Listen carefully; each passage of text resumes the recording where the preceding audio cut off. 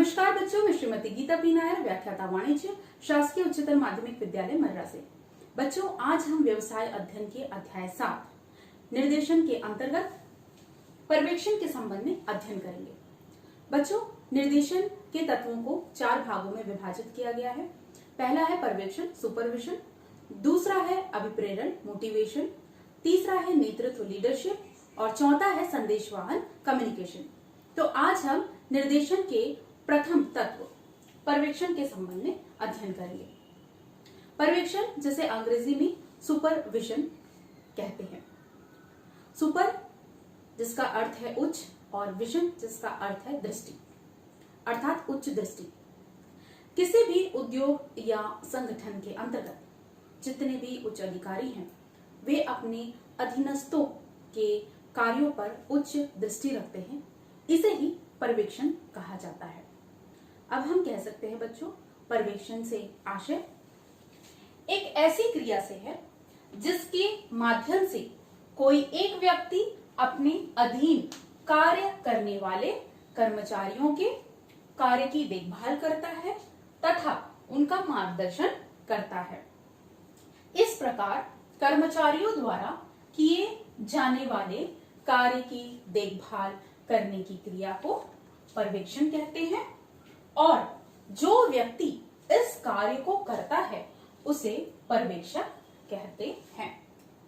प्रबंध शास्त्री डेविस के अनुसार पर्यवेक्षण वह कार्य है जो योजना एवं निर्देशों के अनुसार काम के पूरा होने को सुनिश्चित करता है। तो इस प्रकार हम कह सकते हैं बच्चों कि किसी भी उद्योग या संगठन में जब उच्च अधिकारी अपने अधीनस्थ कर्मचारियों के कार्यों को देखते हैं और उन्हें मार्गदर्शित करते हैं तो उसे हम पर्यवेक्षण कहते हैं और जो व्यक्ति इस कार्य को करता है उसे पर्यवेक्षक कहते हैं। चलिए बच्चों, अब हम बात करते हैं पर्यवेक्षण के महत्व की।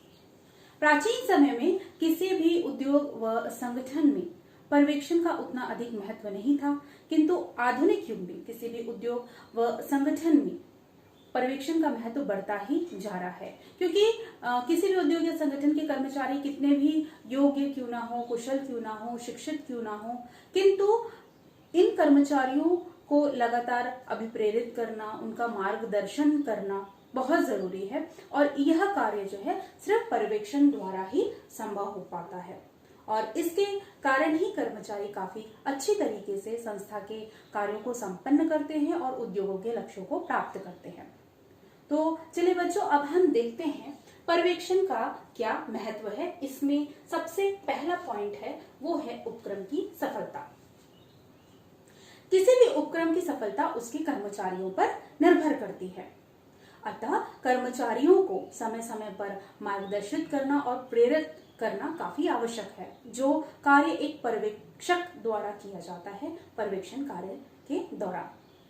तो जब एक पर्यवेक्षक अपने कर्मचारियों के कार्यों की देखभाल करता है, उनका मार्गदर्शन करता है, तो ये कर्मचारी प्रेरित होकर कार्य को संपन्न करते हैं और लक्ष्यों को प्राप्त करते हैं, जिससे उद्योग या संगठन अपनी सफलता को प्राप्त कर पाता है। दूसरा है कर्मचारियों के साथ अंतः संबंध।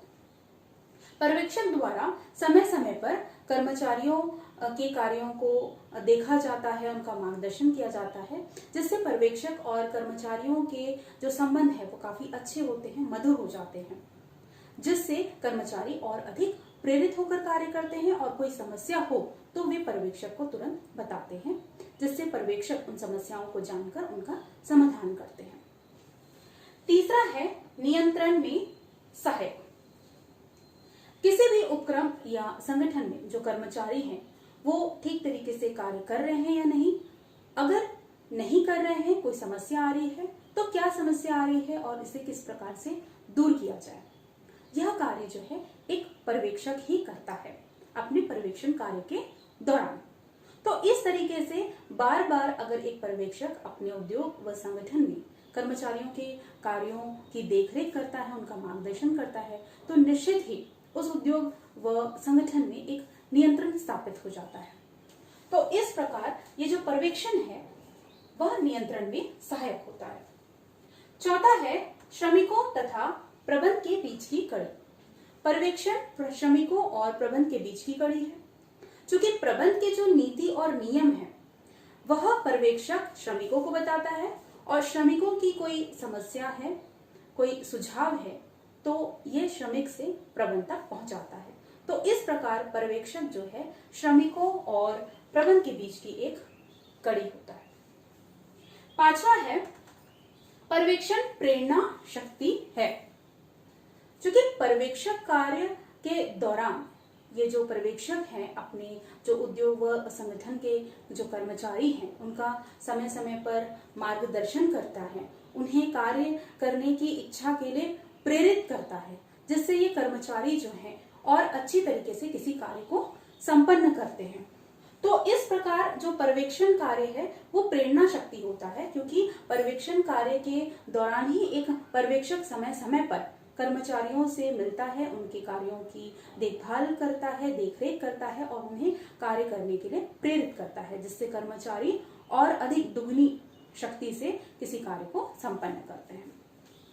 छठवां है संसाधनों का अनुकूलतम उपयोग। पर्यवेक्षण के दौरान हमने देखा कि कर्मचारी के कार्यों के देखरेख की कार्य जो करता है वो पर्यवेक्षक करता है। तो पर्यवेक्षक द्वारा समय समय पर जब देखरेख किया जाता है, उनका मार्गदर्शन किया जाता है, तो पर्यवेक्षक द्वारा यह कर्मचारियों को समझाया जाता है कि किस तरीके से हमें हमारे संसाधनों का अनुकूलतम उपयोग करना है। संसाधन मतलब मानव, माल, मशीन, किस तरीके से हम उनका उचित तरीके से प्रयोग करें। तो इस प्रकार पर्यवेक्षण का महत्व हमने देखा कि उपक्रम की सफलता का यह आधार है। दूसरा है कर्मचारियों के साथ अंतर संबंध।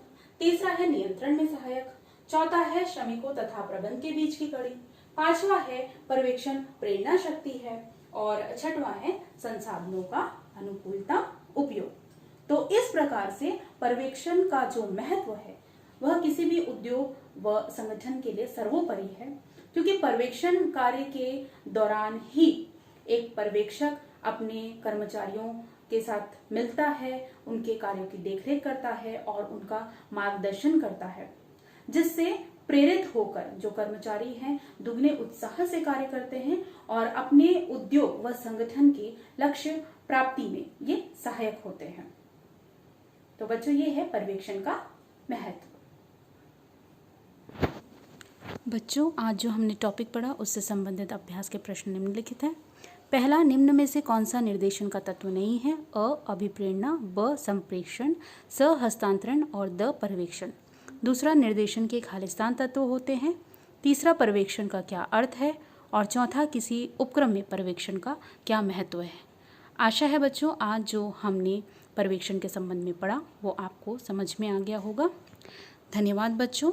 घर पर रहें, सुरक्षित रहें और सोशल डिस्टेंसिंग का पालन करें।